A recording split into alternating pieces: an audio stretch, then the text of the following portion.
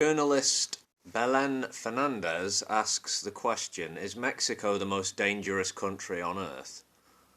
I'm going to link to the article she wrote in Al Jazeera below.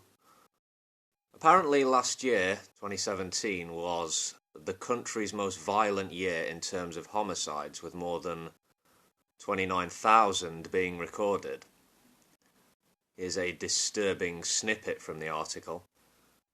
Amnesty International has noted that, as a result of Mexico's drug war, reports of torture and other ill treatment by Mexican police and military officials grew by 600% between 2003 and 2013.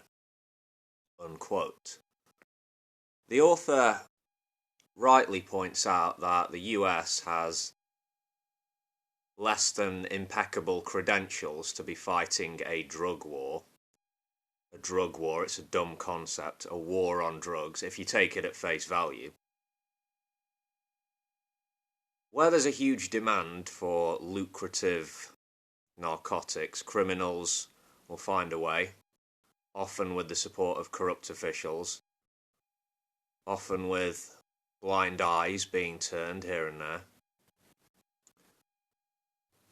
I can't imagine that a huge expensive wall, Trump's wall, is going to stop illegal drugs flowing north.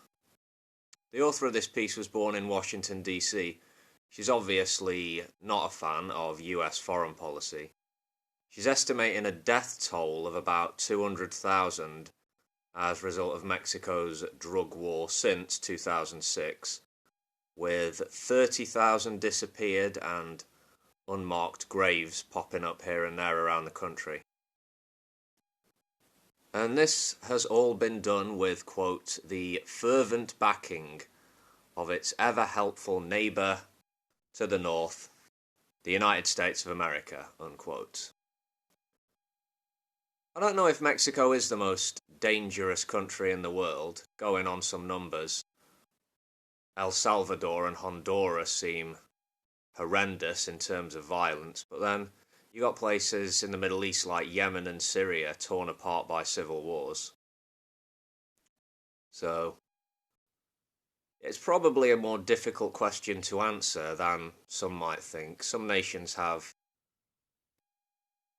a lot of violence in certain cities, and other parts of the same countries will be quite peaceful. Yeah. So looking at the numbers might give a person a false impression of what's going on. You know, it's not all homogenous as far as countries go, is what I'm getting at. Yeah. I'm sure there are some very nice and well-to-do parts of Mexico that might well be safer than certain run-down parts of my own country here, the UK. But then there'll be localities possibly around Mexico City that you wouldn't want to wander into if you know what's good for you. Yeah. Drugs are huge business, no secret. Like war is huge business, not just for the cartels, the traffickers, or the warmongers. No, a lot of the dirty cash will find its way into the pockets of many corrupt, seedy little men, one imagines, without requiring much imagination.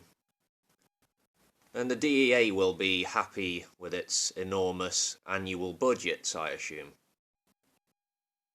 Decriminalisation of drugs would be the way to go, assuming it is the common goal of the various authorities to bring an end to these cycles of bloodshed and brutality. Do that and start treating drug addiction like a medical healthcare problem instead of just throwing more and more people in prison. Yeah, but maybe I assume too much. Yeah. Anyway, let me know what you think in the comments, folks. Be interested to hear what you think as always, and I'll see you next time.